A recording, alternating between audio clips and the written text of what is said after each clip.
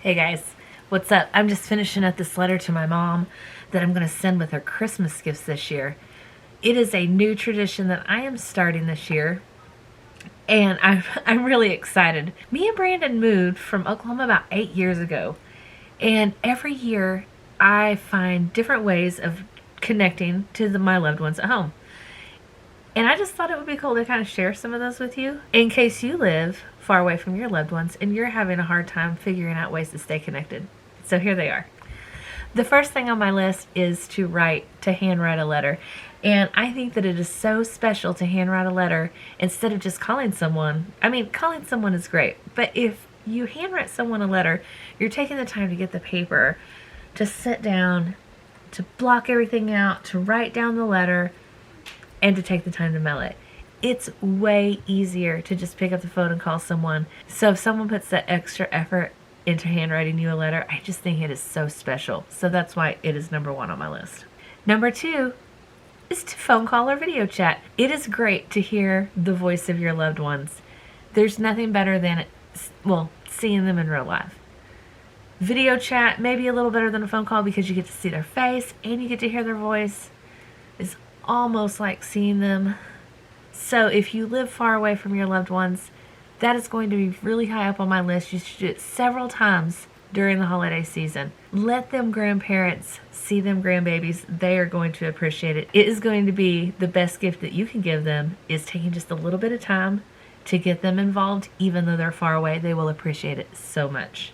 Trust me, they will. Number three is sending something special that you know they will appreciate. For instance, Brandon and I love Head Country barbecue sauce, but you cannot purchase it anywhere here. There is no stores that have it. I found it one time, but then after it was gone, they stopped selling it. I haven't seen it since. So we have to order it online, which isn't a big deal, but it costs a lot of money. So everybody kind of knows that, because it was a big deal to me when I moved here and couldn't get my barbecue sauce. I'm from Oklahoma and I like barbecue, and they don't really have a great selection of barbecue sauce here in Washington. It's something that is very much lacking. So it is really special to me when my friends and my family send me a little bottle of barbecue sauce in a box. It might seem like the dumbest thing to some people, but it really does mean a lot to me because they know that that is something that's really important to me that I can't get here. So I think that's kind of special. Another thing that I like to do is make homemade ornaments for my loved ones. And this has been a big hit. We've been doing it for years. And I actually have a few examples here for you. So let me show you. Let me see what I got. This is going to be one of the first ones that I made. And this is like 7 years old, maybe older, I don't know. And this is little Luke sleeping. And then on the back, I'll tell you what it says. I'll read it to you. It says, Luke, age 2, nicknamed Sugar Booger, loves stacking blocks, cars and trucks, white cheddar popcorn, blowing raspberries, and stealing hearts. And Nemo is still his favorite. These were a big hit with the grandparents. And all I did was I went and I printed out a picture and printed it out on some cool Christmas paper, drilled a hole through it, glued it on. Actually, I didn't glue it on. Mod Podged it right on. I don't know what that stuff is, you know. Is it Mod Podge? I think that's what it's called. But this is a great gift. This one's like 7 years old, and you can see it is kind of coming apart, but it's bending, and it looks kind of bad, but it's not going to fall apart. Another one I made, I don't know how well you'll be able to see this. The kids kind of shook it around, but this is just a plastic ornament. Has a picture of Luke inside of it and some snow. They twisted it around when they were throwing it earlier, but it's a really cute idea. Another one I have is when Maddie was a baby, and this is Luke and Maddie at the pumpkin patch. This is another one that's just on a piece of wood that I got from Hobby Lobby. Drilled a hole in and then just printed on some paper on the back. And this one says, Luke and Madeline, 2017, every good gift and every perfect gift is from above. So, ooh, and then this is this year's. Ooh, let me show you what it does. Okay. Oh, it kind of looks weird on the camera. But it has a light inside of it, so it lights up, and it has a picture on both sides. So I think they're going to love it. We're about to mail these out tomorrow morning, so I'm getting it packed up. So I thought I'd show it to you guys first and give you guys an idea if you guys want to do that. Another great way to stay connected to one another is through social media. As much as I dislike social media, it is a great tool to stay connected to loved ones. And in fact, I didn't even have a Facebook until Luke was born, and that's just because I lived a few hours away from my family, and I wanted to stay connected at that time too. So it's a great way to stay connected, and you should totally utilize that during the holidays.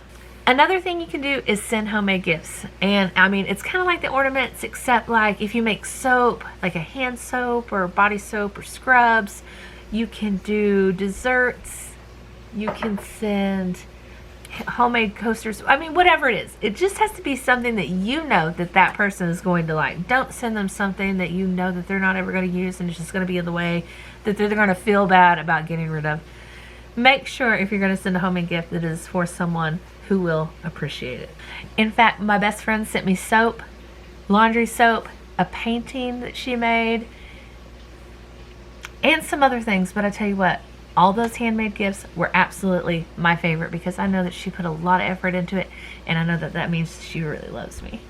And it made me feel really special. So just keep that in mind. Make sure it's going to be something that they're going to love. Woo, everything's falling off my desk. The next thing is a great idea. If your kids are in a play or an event of any kind, or you go do something, take a video and send it to them. You could share it on YouTube. You could share it on social media, Facebook, whatever. Share it with them, a video or a picture. I feel like grandparents like videos better, but keep them involved. You know, honestly, one of the reasons that I started this YouTube channel is because we live like 2,000 miles away from all of our family. And we have kids that like are just growing up. I wanted to document that for them. I wanted to share that with them and let them be a part of our family, even though we have moved so far away from everybody else. You don't necessarily have to start a YouTube channel, but taking videos and sharing it either on social media or somehow you can email it, however you feel comfortable. Maybe you don't feel comfortable sharing your kids on social media. That's fine. Email it to them. Text it to them. However you want to get it to. They're going to appreciate that video more than you can even imagine. Get them involved in the school plays, guys. I'm telling you, grandparents' hearts will be like bursting. We also like to send out personal holiday cards every year. We'll take a picture of the whole family or sometimes just the two kids. We might put a little message on there for our loved ones, but other than that, it is super simple way of letting people know that you are thinking about them and caring about them during the holiday season, and it really does make them feel amazing. In fact, receiving holiday cards is one of my favorite things, and that's why I am going to put my P.O. box down in the description. In case you guys don't have my P.O. box, you can send me any of your extra cards that, like, maybe you got one left over and you don't have anybody to send it to. You can send it to me because I love getting Christmas cards, especially. It is so magical to get Christmas cards from people. It just makes the holiday season just more merry to me. I don't know. Oh, I don't know. Maybe I'm weird. But I do like getting Christmas cards. And honestly, I'm a little bummed because it is the 13th of December right now, and I have not received one Christmas card yet. So I am a little bummed out about my family and friends. Where's my Christmas cards, guys? Yours is coming. I've ordered them. It's taking forever this year. That's probably where mine are too. Anyways, the last thing is something else that's new for us this year, and it is to invent a new tradition. I am scheduling a time that I can FaceTime my parents so they can be involved with Christmas. I really feel like that is the best way to connect. And usually it is so chaotic and we don't ever have anything planned. But I want to make it where every year we plan it out, we set a scheduled time, and we spend some time together during Christmas, on Christmas Day, on Christmas Eve, whatever is easier. That's actually what I was just talking about to my mom, is about setting up a time that we can video chat and spend some time together. I think it would be fun. Maybe play a board game. I think that would be a blast. Start a new tradition. Something that we can look forward to every single year. And that also goes with friends as well. I think that it would be really cool to get together and have like a Zoom board game night. I think that might be a tradition that I have to start this year as well. Is making a little extra time for my friends as well as my family. Because it is tough living far away from everybody. It takes work to stay connected, but it's totally worth it. I hope to see you back on the next one. Till next time, guys.